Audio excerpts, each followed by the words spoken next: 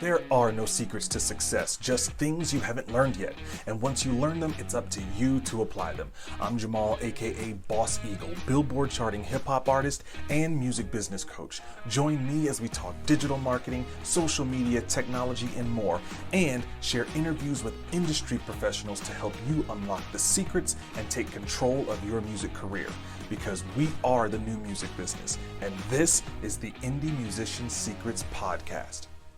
What's up, everyone, and welcome to the Indie Musician Secrets Podcast. I'm your host, Jamaal, aka Boss Eagle, Billboard-charting hip-hop artist and music business coach at Business Minded Musicians. I want to welcome you to episode 11, where we're going to be talking about, do you really need to be everywhere? We're going to dive into that today, but first, I want to remind you that you can stream the podcast on all of your favorite platforms, and don't forget to download, rate, and review. Those things help us to push the podcast forward, help us get seen more.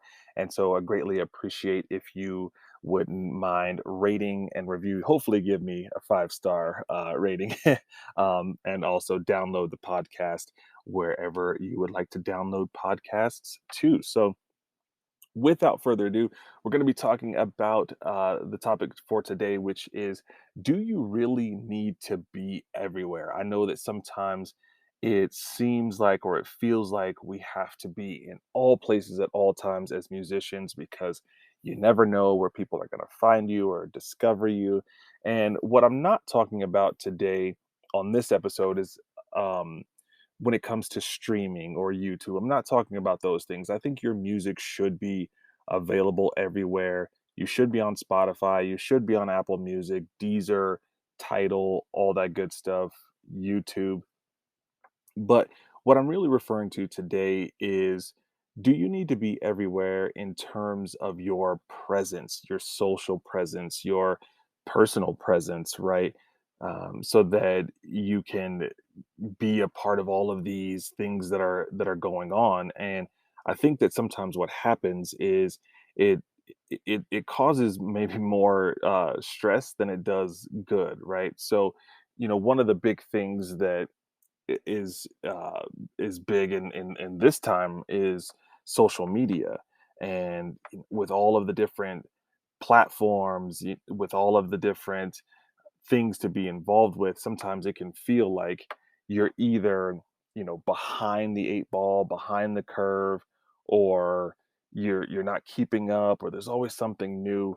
And I know that for me, kind of what I've learned, and the way I learned it, was looking at the big four, Facebook, Instagram, Twitter, and YouTube. And YouTube is a little bit interesting because YouTube is not traditional social media in the sense that the other ones are. YouTube is actually a search engine. It's the second largest search engine in the world, second to Google. And YouTube is actually owned by Google. So between Google and YouTube, you have the one and two largest search engines in the world in terms of usage. But YouTube gets thrown in there because it is important. But when we're looking at the other big four, right, the original big four that I learned, Facebook, Instagram, Twitter, and YouTube, I think sometimes we feel like we have to be on all these and be present on all these and then some. So if we're not on Facebook all the time, if we're not on Instagram, because we're always hearing about, you have to show up, show up, show up, show up. And that can be hard to do sometimes. If we're being honest, it can be hard to do. And the thing that you have to remember too is that all of these social media platforms, they don't necessarily speak the same language. What works on Facebook is different from what works on Twitter. What works on Twitter is different from what works on Instagram. What works on Instagram is different from what works on Pinterest. And so you have to also keep those things in mind too. Otherwise, you might be doing yourself a disservice if you're trying to speak the same language, so to speak, across all these platforms. Again, YouTube being different because it's content that kind of lives forever. It's as people are searching for things, so the way that it's used is a little bit different. But the question I think that we need to be looking at is, do we really need to be on all these socials? And then second to that is, has it changed? Has the big four changed? Has TikTok come in and supplanted itself as one of those big four? And then even within these, right, how are we utilizing them? TikTok is similar to Instagram Reels, which is similar to YouTube Shorts. So are you creating more short content, which can honestly work better for you, right? Could be more in your favor to create some more of that short form content. So I'm not saying not to utilize these things. I'm just saying that for us as musicians, as music creators, we need to be thinking about, do we need to be everywhere, right? Do we need to be on all of these different social media platforms? And are we doing them all well if we are on these social media platforms? And then you not only have social media and YouTube being a search engine, you not only have those, but then you also have things like online communities, social networks like Clubhouse. Remember when Clubhouse came out? What was that, a couple of years ago? It was like everyone was on Clubhouse and you had to be invited to Clubhouse and it was all the rage and all that stuff. And honestly, I think I joined and probably never did anything with it, and it's not even on my phone anymore because I just didn't use it. I'm not saying that there wasn't value in it. I'm not saying that it wasn't a good thing. I'm not saying that it's not still a great tool, but it just, for me, I wasn't using it. And so it just became another thing to think about. It became another thing to worry about. Am I missing out on something because I'm not actively involved over here? Then you have your traditional Facebook groups, and now there's Circle, which, I'm part of a online community through this online academy of courses that I take. Bands in town, I'm part of that community. That's all on Circle. And so, but I know that I'm not super active. I know I'm not in there every day, and I never really have been, even with private Facebook groups that I've been a part of. And so when you start to step back and you're also thinking about writing and creating music and recording and performing and making sure you're collecting your royalties and making new music videos and collaborations and your merch and all these other things that you have to think about as an artist, these just become another thing to have to figure out how to make this work inside your music business ecosystem. So I think, looking back at that first question, do we need to be on all socials? I think the answer is clearly no. If you look at where you are investing and spending your time, you have to ask yourself, is it really making that big of a difference? Are you really utilizing those things effectively? Because I'll be honest with you, anyone who knows me, and I don't mean anything negative against the social media platforms. I think they serve a purpose and all that, but I personally don't care much for social media. I think that it's more of a necessary evil. That's the way that I look at it. But there is some value and there is some benefit, but we have to use it correctly. And if you remember from a previous episode, I talked about that idea of being a producer and not a consumer. That idea that I learned from master marketer Russell Brunson. This idea of we need to be the ones putting out the content and not just scrolling and scrolling and getting sucked into social media, doing that social media reset. So I don't think we need to be on all the socials, but I do think that they serve a purpose, but we have to know how to use them well, if that makes sense. We have to know how to get the most out of them. So you have to use these the way that they're intended to be used. And I think that's why a lot of people maybe don't have success on, say, TikTok, for example, because they're trying to make TikTok speak their language instead of speaking the language of TikTok, operating the way that the environment has set itself up so that they can then see success on TikTok. Obviously, Instagram has, really put a lot of emphasis on reels to kind of combat TikTok, and then now YouTube with YouTube Shorts. So there is a way to do them, but you have to make them work within the framework that they are created. And one other point that I'll make too is actually I'll talk about this in a second because I want to talk about where should you be?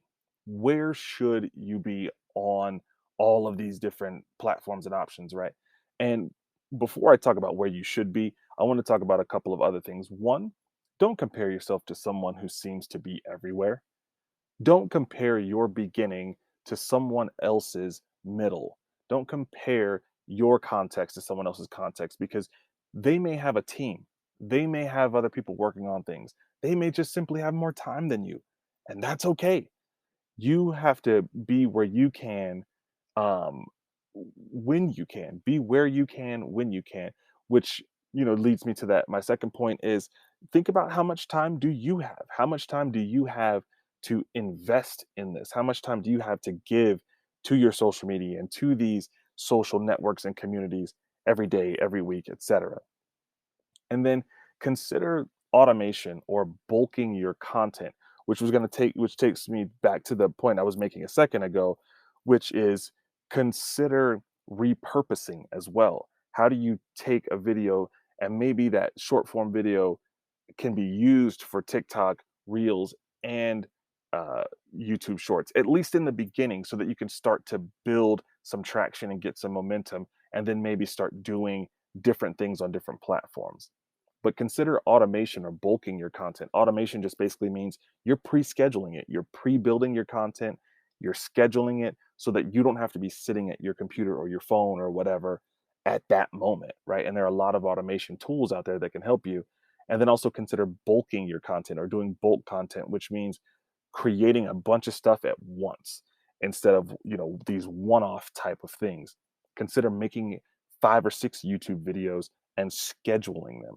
Consider bulk, creating 10, 20, 30, 50 Twitter posts and then scheduling them to go out. And then obviously, yes, you want to have some of those organic things. You want to pop in live. You want to have some of those natural native posts, but at least you can have those other things rolling while you're not actively engaged, if that makes sense. So where should you be? What platforms should you be on? I would say look at where's your audience? Where is your audience? Is your audience on TikTok? Maybe, maybe not. You may be saying, well, I don't have an audience on TikTok because I haven't started a TikTok, and that's fine. But where's your audience already? Where are the people that are already engaging with your stuff? Maybe that's Instagram, maybe that's Pinterest, maybe it's Twitter. I'm not saying disregard the other networks, but maybe consider prioritizing your best areas. And that's where you put the most time and effort and energy into. It might be better to prioritize quality in a few areas over quantity and being scattered in a lot of areas, if that makes sense. So, should you be everywhere? I don't think so. Should you be in a handful of things? Yes, I do believe that. And I also think that you should consider your audience when you're trying to decide where you should put your time. And so, the action item for this episode, again, we're going to be doing action items for these episodes so that you have an actionable step that you can walk away with, is to decide what is your Mount Rushmore. What are those top four, maybe uh, 2 to 4, 3 to 4 different social platforms that you can be on? Is that the normal Mount Rushmore, right? The big four, the Facebook, Instagram, Twitter, YouTube. Maybe you start there. Maybe you swap out one of those because maybe Facebook really isn't your place and TikTok is instead. Maybe it's just TikTok and Instagram, and that's fine. It doesn't have to be 4 places.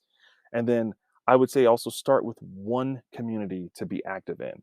What are maybe your top 2 to 4 socials, and then one community that you can be active in, whether that's a Facebook group or something on Circle or Clubhouse, or maybe consider creating your own Circle community, creating your own Facebook group that you can oversee and maintain and manage and interact with at your leisure. Um, but it gives you that ability to still stay connected. So that's your action item: is decide what's your Mount Rushmore. You list out your top 2 to 4 socials, and then one community that you can be active in. So I hope this was helpful for you. If you want help, if you are looking to grow your fan base online, I am offering the Fanbase Growth Accelerator course right now for only $7.